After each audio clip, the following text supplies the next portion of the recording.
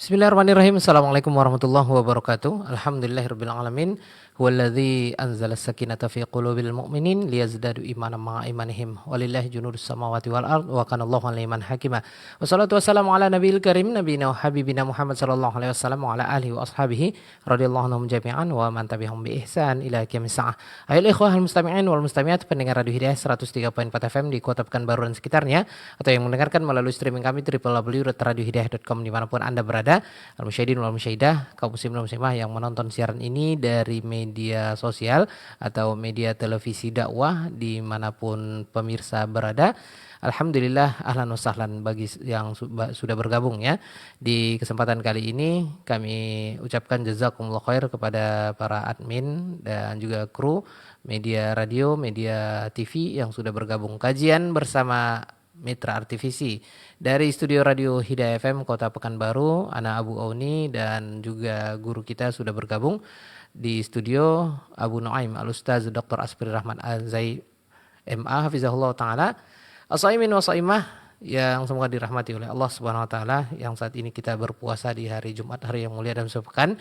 Kita sudah berada di tanggal 14 Ramadan 1446 Hijriah bertepatan 14 Maret 2025. Dan tentunya harapan kita bisa memasuki surga jannah Allah Subhanahu wa taala melalui babur rayyan atau pintu yang dikhususkan untuk orang-orang yang berpuasa.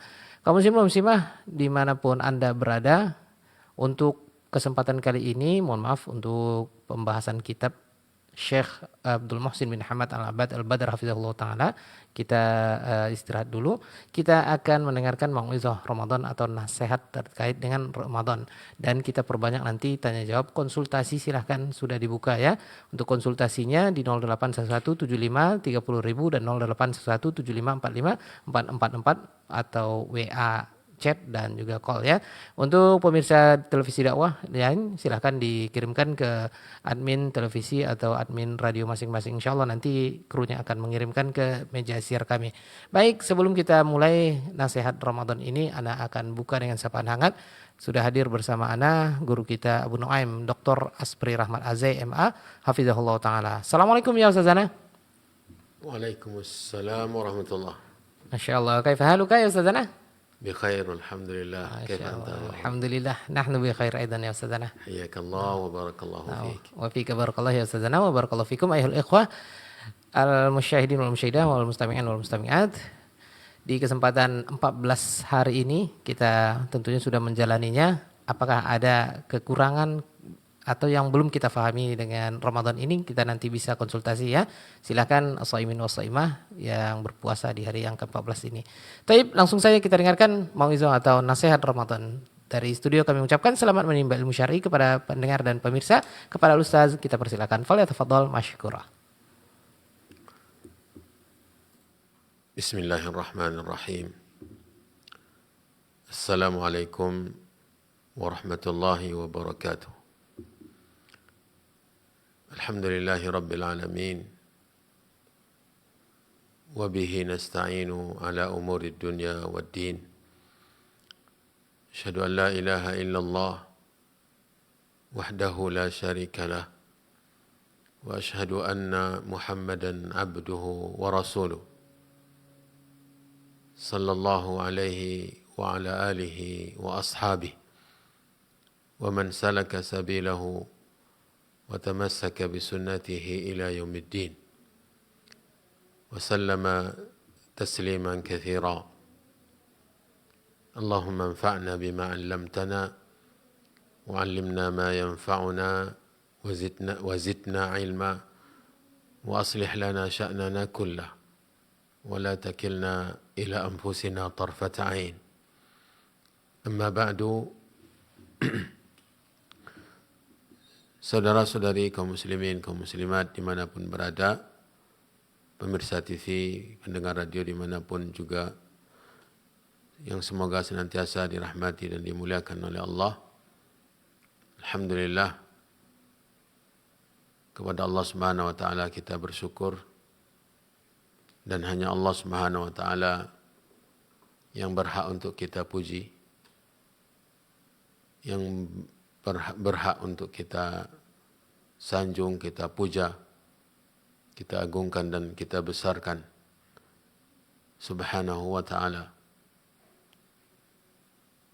Syukur kita yang tidak terhingga kepada Allah, pujian-pujian kita yang tanpa batas untuknya, disebabkan karena sampai detik ini Allah subhanahu wa ta'ala masih memberikan kita perpanjangan usia, masih dipanjangkan umur kita, dengannya kita mendapat kesempatan untuk melanjutkan ubudiyah, melanjutkan ibadah, penghambaan diri kepada Allah, mematuhi perintah-perintahnya, meninggalkan dan menjauhi larangannya.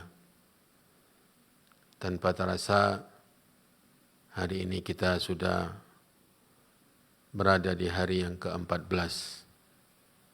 Nanti malam insyaAllah kita akan masuk ke malam yang ke-15 Ramadan. Memang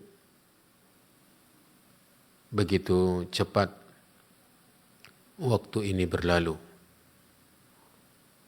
Rasanya baru kemarin petang kita menyambut bulan Ramadan, dan sekarang kita sudah hampir melewati separohnya. Dan yang menjadi pelajaran dan ibrah atau catatan yang penting untuk kita renungkan adalah begitulah bentuk kehidupan kita di dunia. Kita hidup di dunia sementara, dan waktu kita hidup di dunia berlalu begitu cepatnya. Setelah tiba di hadapan Allah nantinya untuk mempertanggungjawabkan semua yang kita lakukan selama hidup di dunia ini, kita merasa bahwa bertahun-tahun hidup kita tersebut hanya 1 hari saja. Kam labithtum fil ardi adada sinin. Berapa lama tahun kalian hidup di dunia, di bumi? Lalu manusia menjawab, qalu labithna yawman. Kami hidup di dunia hanya 1 hari. Au ba'dha yawm, atau bahkan separuh hari. Padahal kita ditanya tentang berapa tahun. Bukan pertanyaannya berapa hari. Sebabnya apa? Sebabnya kita merasa bahwa begitu cepat, begitu sebentar kita hidup di dunia. Kalau begitu keadaannya, maka jangan sampai kita melalaikan kesempatan, membuang-buang waktu begitu saja, padahal waktu itu adalah modal untuk mencapai kesuksesan kita di dunia dan di akhirat. Hari-hari di bulan Ramadan ini adalah modal untuk mendapatkan ampunan Allah, untuk meraih kemuliaan dan mengejar surga Allah Subhanahu wa taala dengan berbagai ibadah yang disyariatkan oleh agama, baik yang difardukan, diwajibkan, maupun yang disunnahkan, disyariatkan oleh agama, oleh Nabi SAW. Jangan biarkan waktu berlalu tanpa memperoleh keutamaan-keutamaan. Karena bila tidak diisi hari-hari baik siang maupun malam kita di bulan Ramadan ini dengan kebaikan dan amal saleh, maka tentu akan terisi dengan kelalaian dan bahkan waliyadzubillah dengan dosa dan kemaksiatan.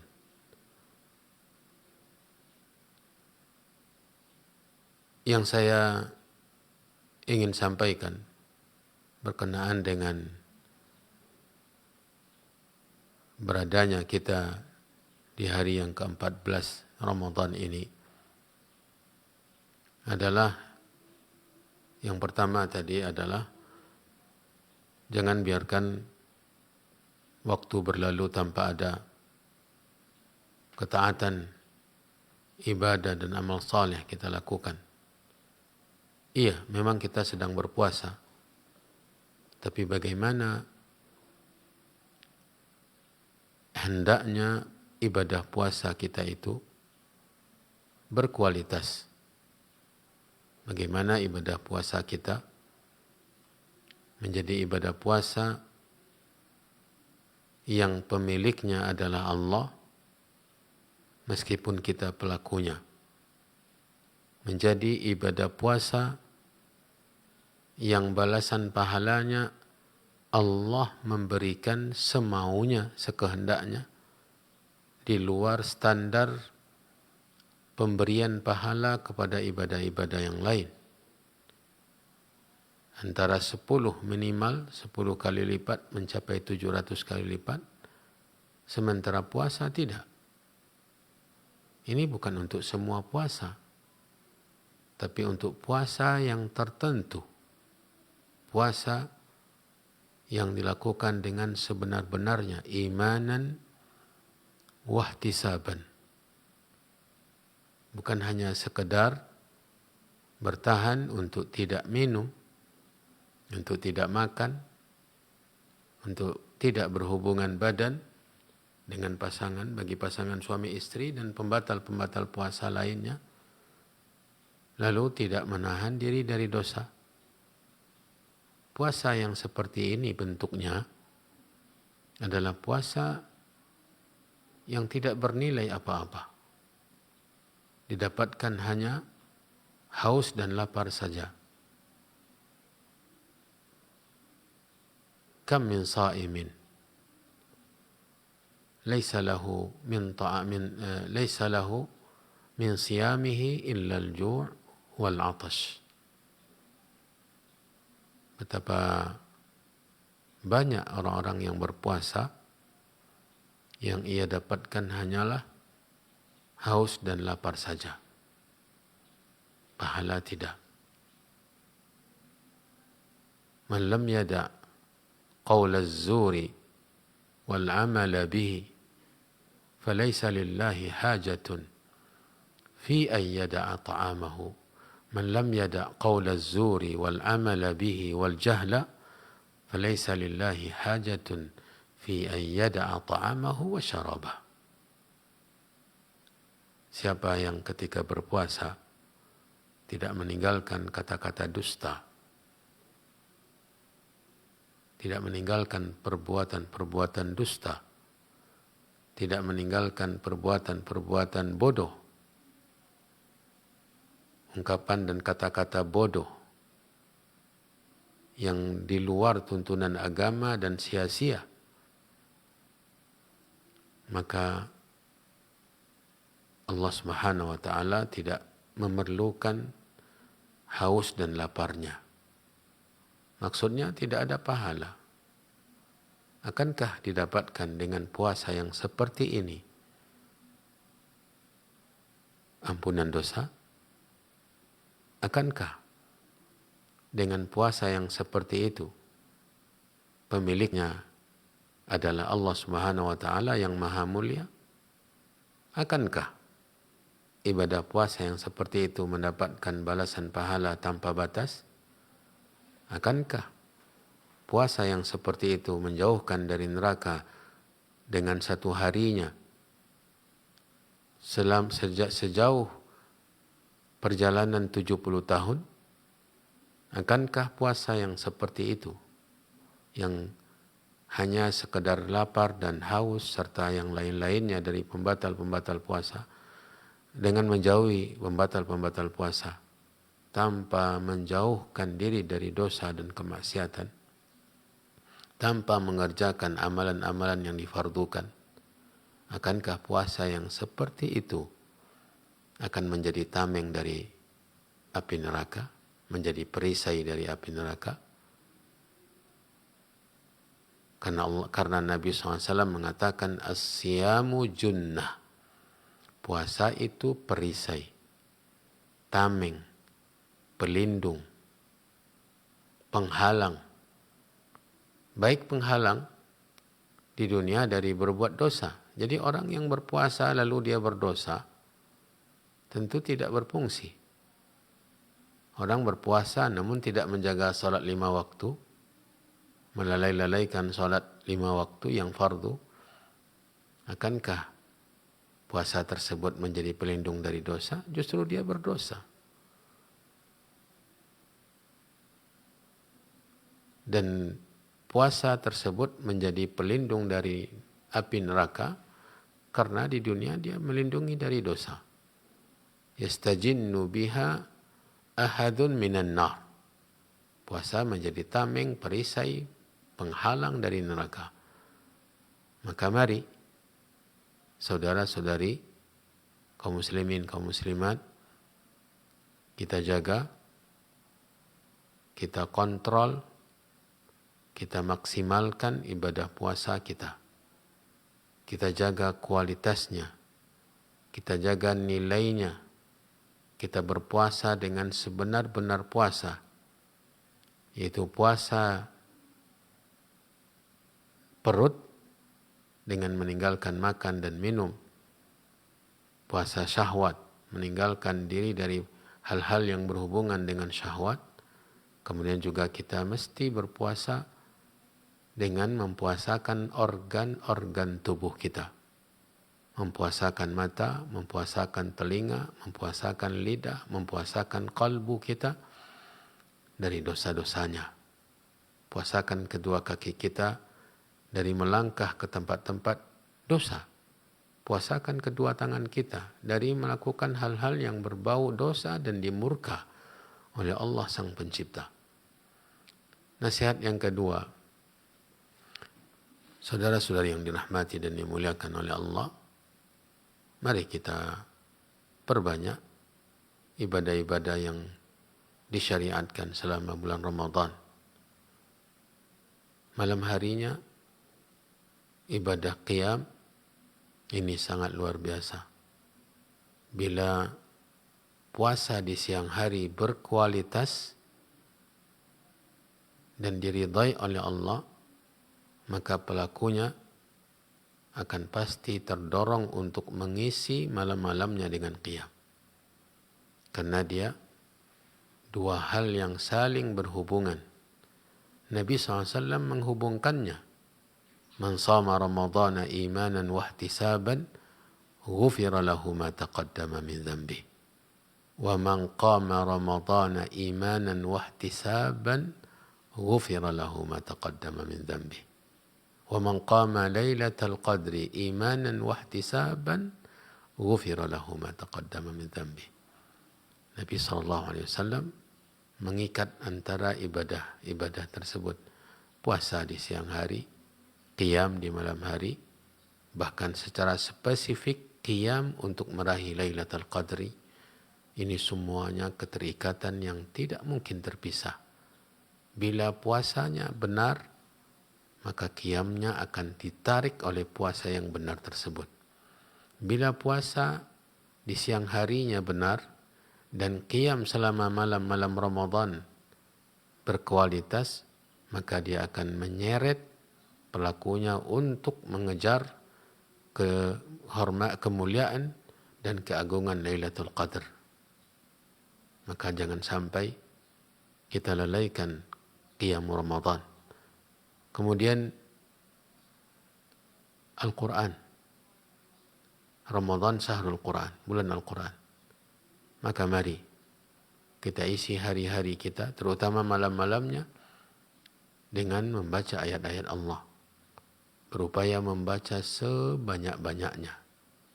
Bila perlu kita mengkhatamkannya berkali-kali.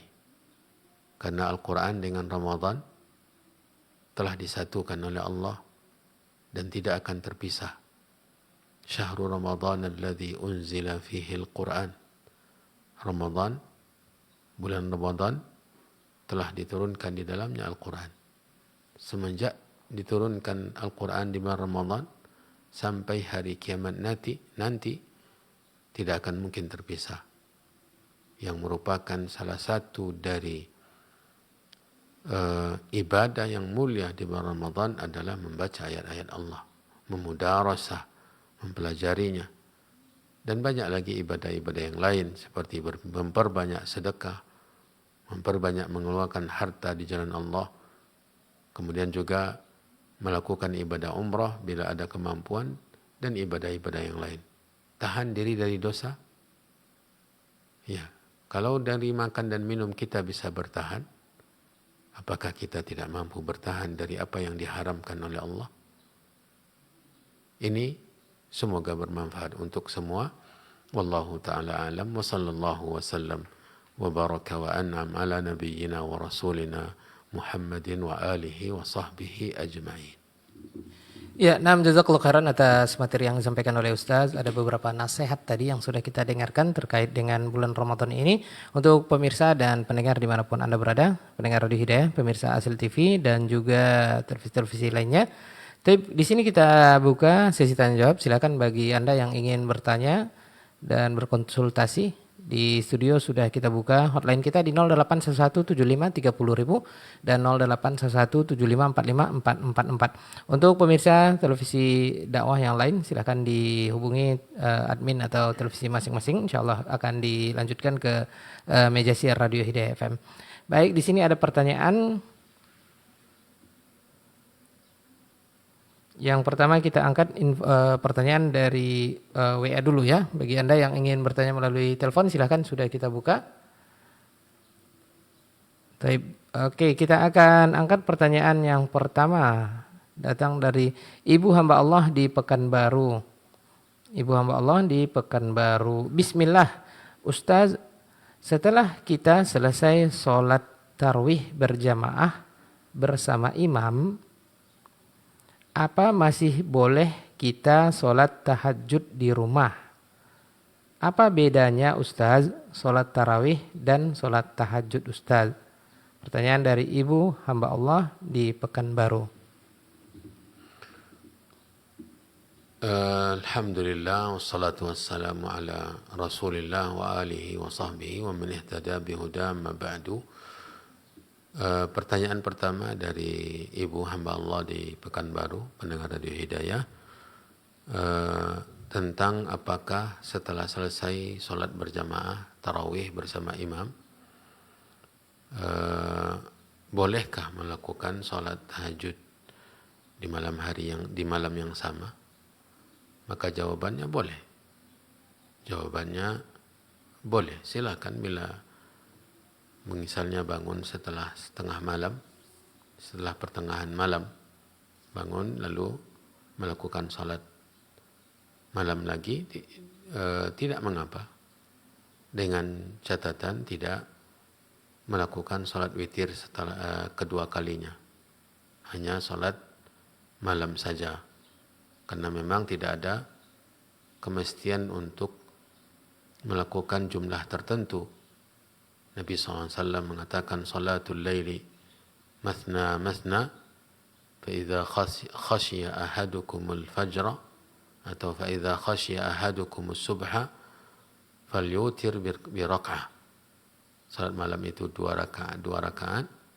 Bila dikhawatirkan sudah masuk waktu subuh atau bila dikhawatirkan masuk waktu subuh, maka tutup segera dengan salat satu rakaat witir. Menunjukkan bahwa tidak ada pembatasan jumlah. Maka bila mana dengan berjamaah tadi sudah selesai misalnya, kemudian nanti bangun lagi tengah malam, silahkan. Bila mau sholat silahkan sholat, tapi jangan ditutup lagi dengan sholat witir, karena tidak dibenarkan mengulangi witir tidak dibenarkan melakukan witir 2 kali di malam yang sama. Kemudian yang perlu diketahui juga sebagai kabar gembira, Nabi SAW mengatakan, "Man qama ma'al imami hatta yansarifa kutiba lahu qiyamul lailah." Siapa yang melakukan qiyam bersama imam, selesainya imam, ya, selesai dia salat dengan berpatokan dengan imam. Selesai imam, selesai dia, maka dia mendapatkan pahala salat sepanjang malam. Ya, andai pun dia tidak salat, dia sudah dapatkan pahala salat semalam suntuk. Adapun pertanyaan bagian kedua, apa perbedaan antara tahajud dengan tarawih? Sebenarnya tahajud dan tarawih ini sama-sama qiyamul lail. Tahajud adalah salat sunnah di malam hari. Tarawih pun salat sunnah di malam hari. Salat sunnah di malam hari. Dan semuanya dibawa istilah qiyamul lail. Dibawa istilah qiyamul lail, yaitu menghidupkan malam dengan ibadah salat sunnah. Baik itu dinamakan dengan tarawih maupun dinamakan dengan tahajud. Walaupun istilah tarawih lebih identik dengan salat tahajud di bulan Ramadan. Dilihat dari penjelasan para ulama. Tarawih identiknya dengan salat qiyamul lail atau tahajud di malam-malam di bulan Ramadan. Wabillahi taufiq. Baik, nah, jazakallahu khairan atas jawaban penjelasan dari Ustaz. Silakan bagi Anda yang ingin bertanya dan berkonsultasi, sudah kita buka hotline kita 08117530.000. Untuk telepon WA juga bisa ya, 081175454444. Baik, kita angkat dulu untuk pertanyaan melalui telepon biasa ya. Sudah ada yang tersambung. Assalamualaikum. Waalaikumsalam warahmatullahi wabarakatuh, Abu. Dengan siapa Ibu? Di mana? Hamba Allah di depan.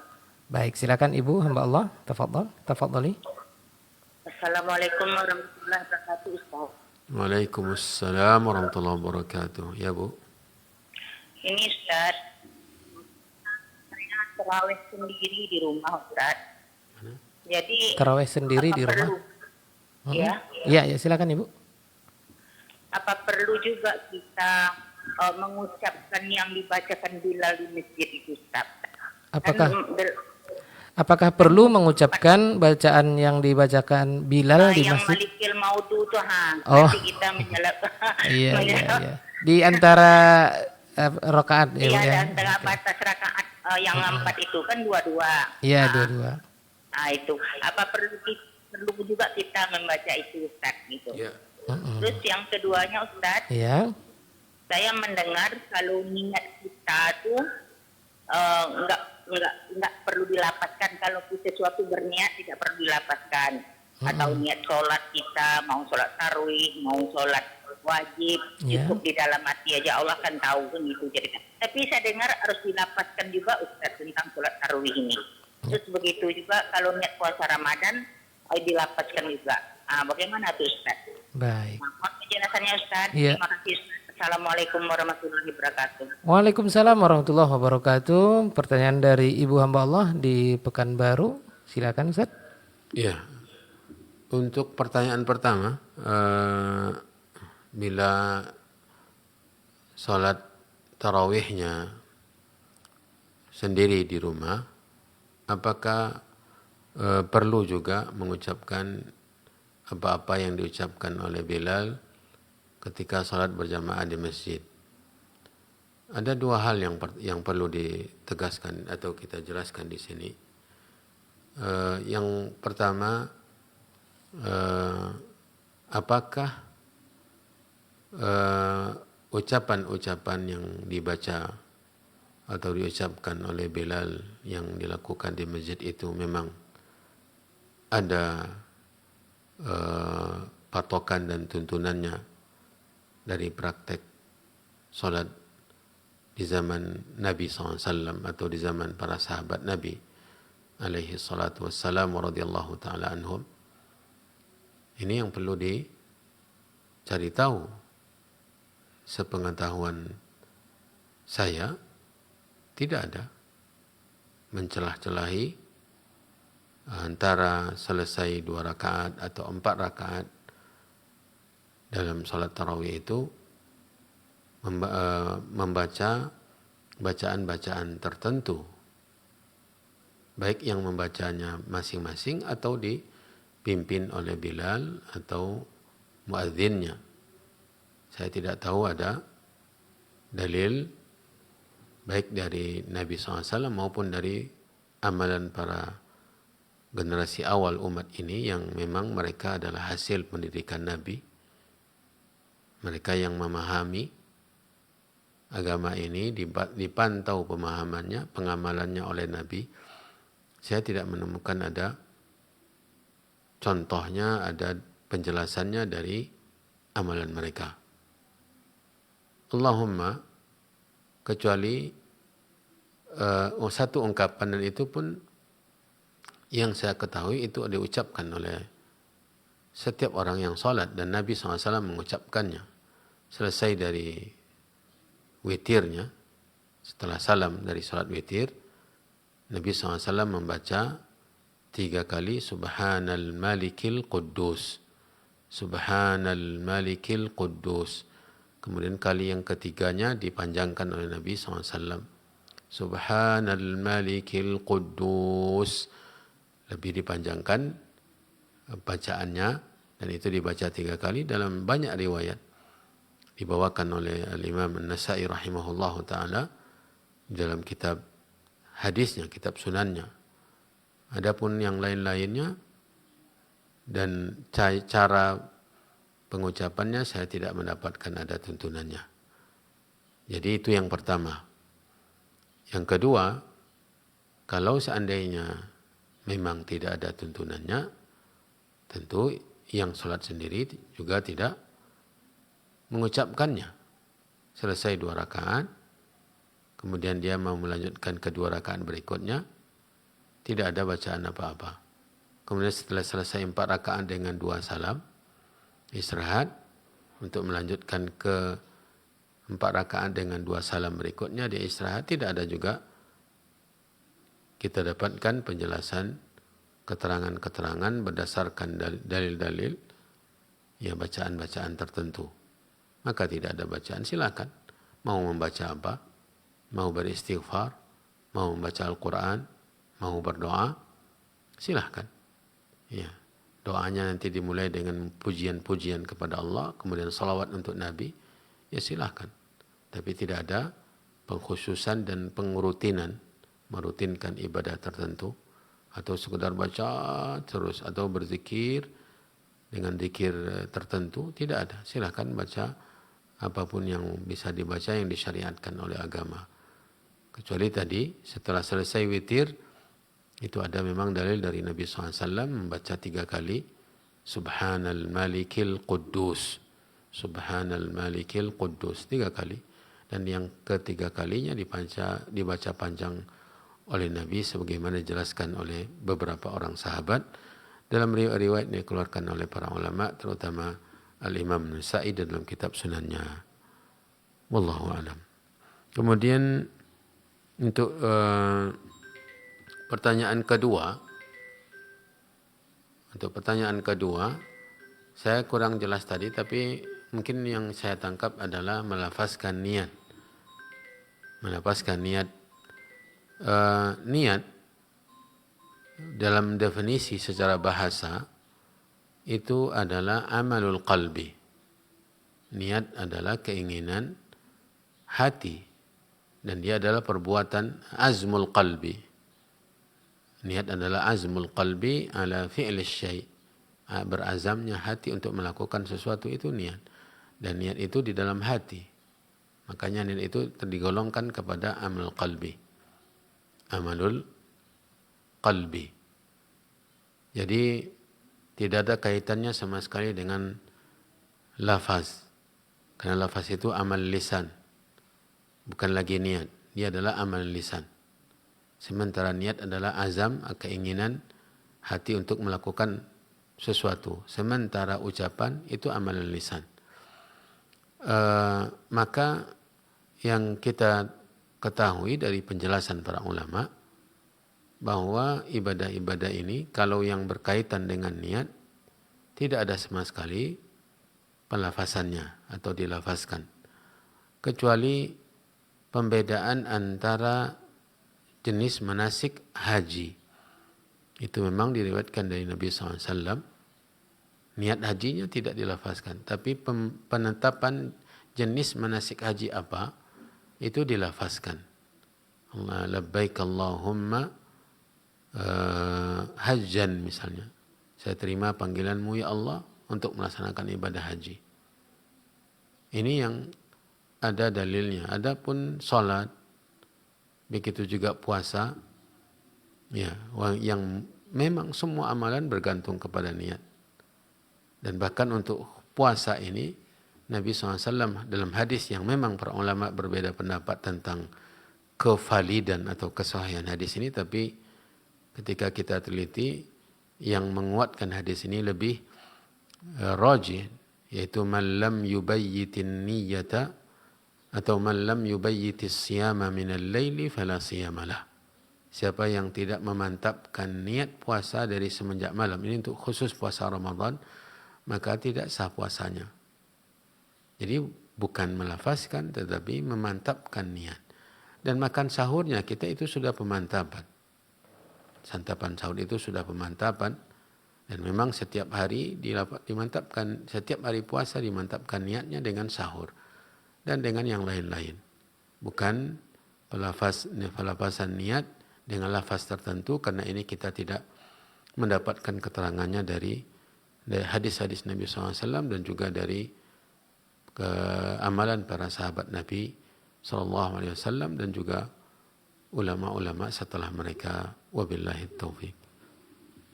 Ya, jazakallahu khairan atas jawaban penjelasan dari Ustaz. Semoga Allah Subhanahu wa taala memudahkan Ibu tadi ya beramal ibadah seperti yang disampaikan oleh Ustaz.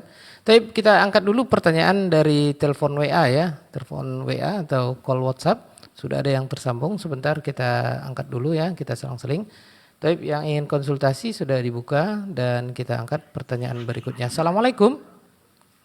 Waalaikumsalam warahmatullahi wabarakatuh. Dengan siapa Bapak, di mana? Dari hamba Allah di Pekanbaru, Abu. Bapak hamba Allah di Pekanbaru, silakan Bapak. Ustaz, zikir di dalam dan di luar sholat yang datang dari hadis-hadis Nabi Sallallahu Alaihi Wasallam, apakah dengan hukum-hukum tajwid seperti bisa tilawah Al-Quran? Yang kedua, zikir setelah tasahud mana yang benar Ustaz? Allahumma inni a'udzubika min adzabil qabr wa min adzabi jahannam sampai selesai, atau Allahumma inni a'udzubika min adzabi jahannam wa min adzabil qabr sampai selesai. Itu aja Ustaz. Assalamualaikum warahmatullahi wabarakatuh. Waalaikumsalam warahmatullahi wabarakatuh. Jazakallahu khairan ya Bapak hamba Allah di Pekanbaru. Silakan hitung jawabannya Pak. Iya. Tafadhol Ustaz. Pertanyaan pertama tentang bacaan zikir baik di dalam maupun di luar salat, apakah dilafazkan dengan aturan hukum-hukum tajwid? Bila yang dimaksud dengan aturan hukum tajwid adalah pengungkapan hurufnya, pengucapan hurufnya, maka mesti, karena nanti ketika berubah hurufnya, yang seharusnya kita katakan yang seharusnya dalam zikirnya adalah huruf zai, tetapi kita ungkapkan atau ucapkan dengan berbunyi zal, maka ini tidak benar. Ini tidak benar. Kalau itu yang dimaksud dengan tajwid, yaitu mengeluarkan huruf dengan makhrajnya sehingga berbeda. Bunyi huruf zai dengan zal, sin dengan shin, ya, sad dengan shin. Bila seandainya ini maksud dengan itu, maka mesti karena zikir itu kan memiliki makna. Zikir itu kata-kata yang memiliki makna, pujian-pujian untuk Allah Subhanahu wa taala. Jika berubah hurufnya dengan ungkapan ucapan kita jadi berubah, bukan lagi seperti bacaan aslinya, maka dia akan berubah makna. Contoh misalnya bacaan yang tadi dicontohkan di pertanyaan kedua. Allahumma inni a'udzubika min adzabi jahannam wa min adzabil qabri wa min fitnatil mahya wal mamat wa min syarri fitnatil masihid dajjal. Kalau kita misalnya baca Allahumma inni a'udzu bukan dzal, ini kan berubah maknanya. Atau Allahumma inni a'usu misalnya pakai sin, jadi berubah maknanya. Jadi tidak lagi zikir. Kalau yang dimaksud dengan tajwid adalah seperti itu, maka mesti. Tetapi bila yang dimaksud dengan tajwid adalah seperti membaca Al-Quran, ya dengan panjang pendeknya, yang pakai harokatnya 2 harokat, 4 harokat, atau pakai dengung pula, maka tidak. Tidak. Dan justru tidak ada tuntunannya, bahkan menyelisihi tuntunan. Menyelisihi tuntunan membaca zikir dengan bacaan seperti membaca Al-Quran pakai dengung, dengan panjang harokat seperti membaca Al-Quran. Ya. Allahumma inni a'udzubika min adzabi jahannam. Pakai nun tasydidnya dengung. Sekian harokat panjangnya seperti baca Al-Quran, ini tidak benar dan bahkan menyelisihi tuntunan Nabi SAW. Bahkan doa bila dilakukan dengan tarjih, dengan nada seperti nada membaca Al-Quran, ini juga tidak ada tuntunannya. Doa berdoa, meminta kepada Allah Subhanahu wa taala. Jadi bila itu yang dimaksud, maka memang bacaan zikir baik di dalam maupun di luar salat tidak mesti sesuai dengan membaca Al-Quran dengan tajwid. Tapi bila yang dimaksud dengannya adalah pengucapan hurufnya, maka ini mesti karena akan berpengaruh besar kepada makna zikir kalau kita salah mengucapkan hurufnya. Adapun pertanyaan kedua tentang zikir sebelum salam atau doa yang diajarkan dari Nabi, meminta perlindungan kepada Allah dari 4 perkara. Bila yang dimaksud tadi pertanyaannya adalah urutannya yang berbeda, tidak apa-apa. Ya, min azabil qabri, min azabi jahannam.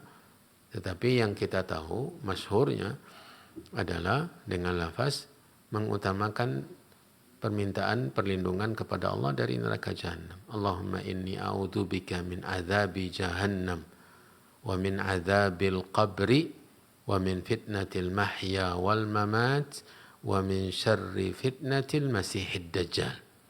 Wa min syarri fitnatil masihid dajjal.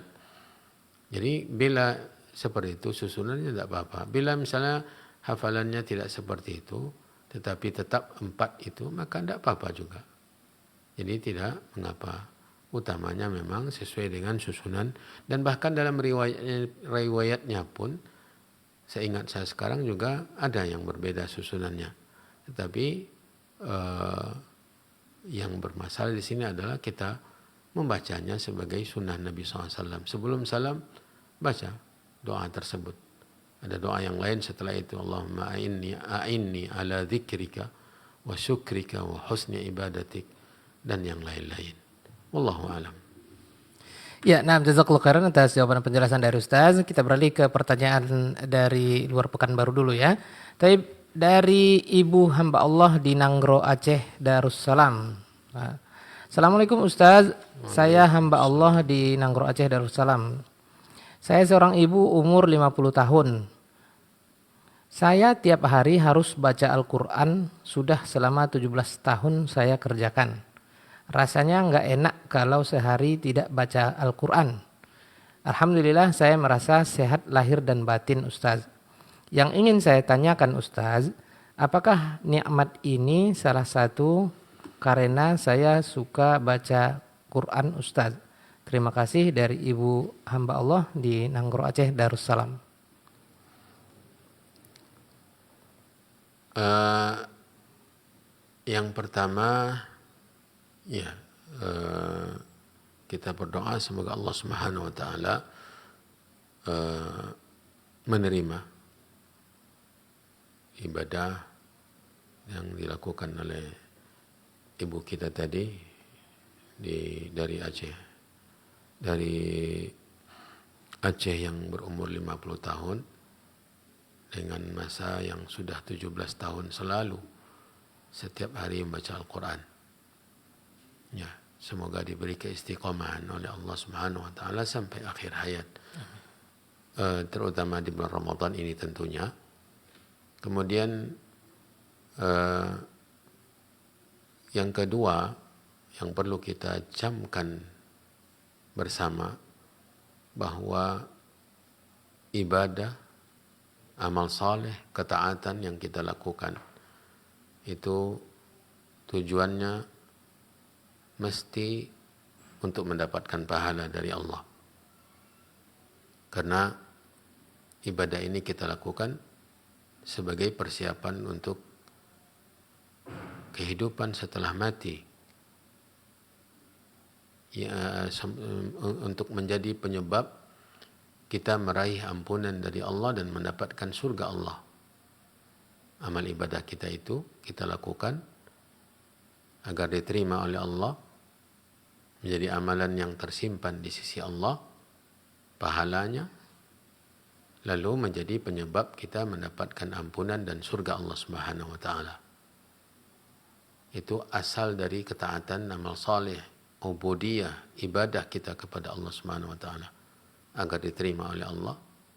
Dan itulah yang seharusnya ada dalam setiap kita, dalam setiap diri kita agar diterima oleh Allah. Karena tidak semua ketaatan, tidak semua amal kebaikan serta-merta diterima oleh Allah. Sekian banyak orang yang melakukan ibadah haji. Apakah semua mereka diterima oleh Allah hajinya?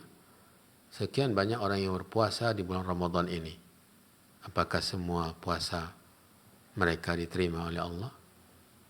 Apakah semua puasa yang selama 14 hari atau 13 hari yang telah berlalu semuanya akan bernilai sama? Diterima semuanya dengan nilai yang sama oleh Allah Subhanahu wa taala? Belum tentu. Maka yang sangat penting dan bahkan sangat mesti kita usahakan dalam hidup ini adalah beribadah, kemudian bagaimana ibadah kita diterima, dan bagaimana ibadah kita bila diterima oleh Allah dengan nilai yang tinggi, dengan nilai yang sempurna. Minta kepada Allah setiap selesai beribadah untuk diterima oleh Allah. Rabbana taqabbal minna. Rabbana taqabbal minna. Rabbana taqabbal minna. Terima ya Allah. Terima ya Allah.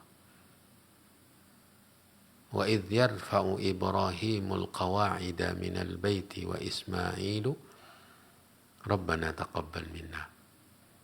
Nabi Ibrahim dan anaknya Ismail selesai membangun Ka'bah, langsung mereka memohon kepada Allah agar diterima. Maka tanamkan ini, usahakan ini. Bagaimana ibadah-ibadah kita semua diterima oleh Allah, termasuk membaca Al-Quran. Kemudian yang terkait dengan pertanyaan tadi, apakah itu kesehatan lahir dan batin ini disebabkan oleh selalu membaca Al-Quran? Bisa jadi. Bisa jadi. Tetapi jangan sampai berubah tujuan kita. Karena sebagian orang puasa untuk sehat. Sebagian orang bersedekah agar dapat keuntungan lebih banyak di dunia. Banyak yang menjanjikan bila kepada orang, ya, mengajak untuk bersedekah dengan imbalan-imbalan atau dengan janji-janji akan mendapatkan keuntungan berlipat ganda di dunia.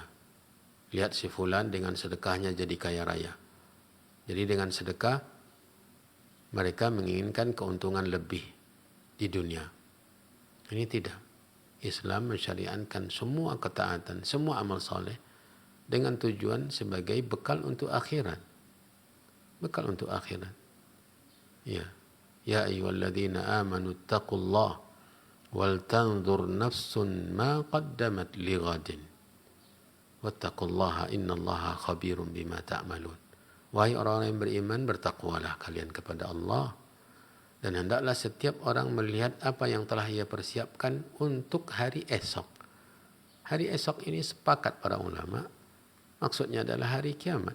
Hari hidup setelah mati. Jadi ini yang menjadi tujuan kita. Adapun apa yang dipercepat oleh Allah dari balasannya, karena Allah Subhanahu wa taala berjanji untuk memberikan hasil dari ibadah kita dari dunia dan di akhirat. Man amila salihan min dzakarin aw untha wa huwa mu'min falanuhyiyannahu hayatan thayyibatan wa lanajziyannahum ajrahum bi ahsani ma kanu ya'malun. Siapa yang beramal saleh, laki-laki maupun perempuan, dan dia beriman, maka kami akan berikan dia kehidupan yang bahagia di dunia. Kata para ulama tafsir, falanuhyiyannahu hayatan thayyibah, ini di dunia. Walanajziyannahum ajrahum bi ahsani ma kanu ya'malun, dan kami akan berikan balasan lebih dari apa yang mereka lakukan itu di akhirat. Jadi Allah menjanjikan. Bisa jadi apa yang Ibu kira tadi benar, karena selalu bersama Al-Quran, Allah berikan kesehatan lahir dan batin. Tapi jangan sampai tujuan baca Al-Quran untuk mendapatkan kesehatan hanya di dunia. Karena tidak sedikit dari orang-orang yang sehat, yang rajin beribadah, bahkan jauh lebih bersemangat beribadah daripada kita sekarang ini, dari generasi salaf, yang di dunia mereka selalu tidak lepas dari sekian banyak ujian dari Allah. Padahal mereka ahlul Quran, tapi mereka mendapatkan ujian dari sisi kesehatan. Dan juga tidak semua orang yang sehat karena lantaran beribadah. Itu aturan Allah. Allah menakdirkan mereka sehat walaupun tidak beribadah. Jangan dijadikan standar pula si fulan itu hidupnya sehat-sehat saja walaupun dia tidak baca Al-Quran. Berarti dengan tidak baca Al-Quran juga bisa sehat. Tidak. Ini juga harus kita hindari. Memang terkadang Allah berikan kesehatan, karena kesehatan batin, kesehatan iman, kesehatan takwa, dan seterusnya, sehingga Allah SWT berikan kebahagiaan. Bisa jadi karena kebahagiaan hati, kebahagiaan jiwa, membuat badan kita sehat. Ya, semoga Allah SWT senantiasa memberikan kesehatan kepada ibu, kekuatan dalam melanjutkan, mengistiqomahkan ibadah tersebut, dan juga jangan lupa ibadah-ibadah yang lain. Walaupun memang setiap orang punya ibadah-ibadah tertentu yang bisa dijadikan sebagai sebab untuk mendapatkan ampunan. Ada amalan yang disembunyikan, yang dia lakukan karena dia mudah melakukannya, bukan berarti amalan yang lain tidak dilakukannya. Silakan berlomba-lomba untuk melakukan sebanyak-banyaknya amal soleh, karena kita akan memerlukannya nanti ketika kita dihidupkan kembali oleh Allah di akhirat kelak. Wallahu ta'ala alam. Ya, jazakallahu khairan atas jawaban penjelasan dari Ustaz, Ibu hamba Allah dari Nanggur Aceh Darussalam, ya pemirsa Asil TV. Kita akan tutup dengan pertanyaan masih dari pemirsa Asil TV di Kabupaten Labuhan Batu, Sumatera Utara. Ya, hamba Allah dari Kabupaten Labuhan Batu, Sumatera Utara. Assalamualaikum warahmatullahi wabarakatuh, Ustaz. Perkenalkan, saya hamba Allah dari Kabupaten Labuhan Batu, Sumatera Utara. Yang ingin saya tanyakan, Ustaz, apakah di bulan Ramadan menelan air liur dalam kurung saliva bisa membatalkan puasa? Kemudian ada seseorang yang sedang berpuasa tetapi dia menyebutkan kata-kata kasar dan kotor dan hinaan. Gimana puasanya itu, Ustaz? Sah atau tidak? Mohon jawabannya, Ustaz, dari hamba Allah pemirsa Asil TV di Kabupaten Labuhan Batu, Sumatera Utara. Ya, pertanyaan pertama dari pemirsa Asil TV di Kabupaten Labuhan Batu, Sumatera Utara, tentang menelan air liur. Ya, ketika berpuasa apakah membatalkan puasa? Bila normal-normal saja, bila ada terkumpul kemudian tertelan oleh kita, tidak membatalkan apa-apa atau tidak membatalkan puasa. Tapi kalau menyengaja mengumpulkan sebanyak-banyaknya lalu kita telan, ini tentu berpengaruh, ya, walaupun hanya air liur. Wallahu a'lam. Jadi kalau tertelan air liur yang ada dan tanpa sengaja dan tidak normal saja, karena biasanya kita seperti itu. Tertelan air liur ketika berbicara banyak, kemudian mengumpul lalu kita telan tanpa sengaja, memang begitu normalnya, tidak apa-apa. Tapi kalau sengaja mengumpulkan air liur di mulut, ya, lalu ditelan agar merasa ada nanti membasahkan tenggorokan, ini berpengaruh, makruh hukumnya. Walaupun wallahu alam, ya, saya tidak yakin, ya, tidak terlalu yakin tentang apakah batal atau tidak, tetapi berpengaruh. Kalau menyengaja mengumpulkan sebanyak-banyaknya lalu ditelan dengan tujuan agar membasahkan tenggorokan, mestinya dijauhi hal yang seperti ini. Kemudian pertanyaan kedua, kata-kata kotor, cacian, makian, hinaan, bertengkar dengan kata-kata ketika puasa ini merusak ibadah puasa. Jawabannya langsung dari hadis Nabi SAW. Tadi kita telah bacakan, man lam yada' qawla az-zuri wal amala bihi wal jahla falaysa lillahi hajatun fi an yada'a ta'amahu wa syarabah. Siapa yang ketika berpuasa tidak meninggalkan, ya, kata-kata dusta, perbuatan dusta dan perbuatan bodoh. Perbuatan bodoh itu tadi, kata-kata kotor, cacian, makian, ini semuanya perbuatan bodoh. Pertengkaran, ini juga perbuatan bodoh. Maka Allah Subhanahu wa taala tidak memerlukan lapar dan hausnya. Sah mungkin saja, sah mungkin, ya, puasanya, tapi nilainya tidak ada. Sama dengan orang ikut ujian tapi tidak lulus. Ya, makanya kita harus menghindari hal-hal yang seperti ini. Karena puasa bukan hanya sekedar menahan lapar dan menahan lapar dan haus saja, tapi berpuasa dari dosa, dari perbuatan bodoh, dari hal-hal yang dilarang oleh Allah Subhanahu wa taala. Wabillahi taufik. Ya, nah, jazakallahu khairan atas jawaban penjelasan dari Ustaz. Mohon maaf ya yang sudah mengirimkan pertanyaan atau berusaha menghubungi kami ke studio Radio Hidayah FM. Tentunya niat Anda ingin mendapatkan ilmu, ya. Namun waktu kita yang terbatas. Semoga Allah Subhanahu wa taala tetap mengganjar pahala bagi Anda yang sudah berniat ingin mendapatkan ilmu, dan kaum muslimin, insyaallah mudah-mudahan kita bersua di lain kesempatan dalam, ya, kajian-kajian di Radio Hidayah ini. Taib kaum muslimin rahimakumullah dimanapun Anda berada, pemirsa Asil TV, pendengar Radio Hidayah, dan juga pemirsa televisi dakwah lainnya. Sampai di sini untuk tanya jawabnya. Tadi Ustadz sudah menyampaikan ada beberapa poin nasihat terkait bulan Ramadan. Kita akan tutup dengan sedikit tambahan nasihat atau mungkin ada yang ingin perlu digarisbawahi oleh Ustaz di pertengahan, ya. Nanti malam kita sudah masuk malam ke-15, ya. Apa yang ingin Ustaz sampaikan sebagai penutup atau ikhtitam kita? Tafadhol masykur Ustaz. Ya. Saudara-saudari yang dirahmati dan dimuliakan Allah,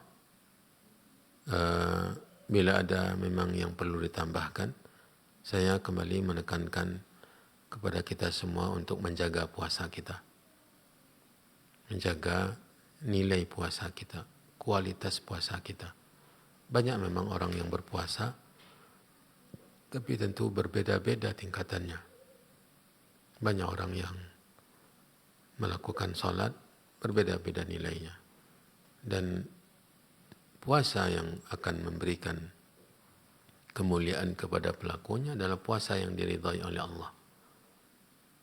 Begitu juga salat, begitu juga haji, ya, begitu juga umrah, begitu juga sedekah.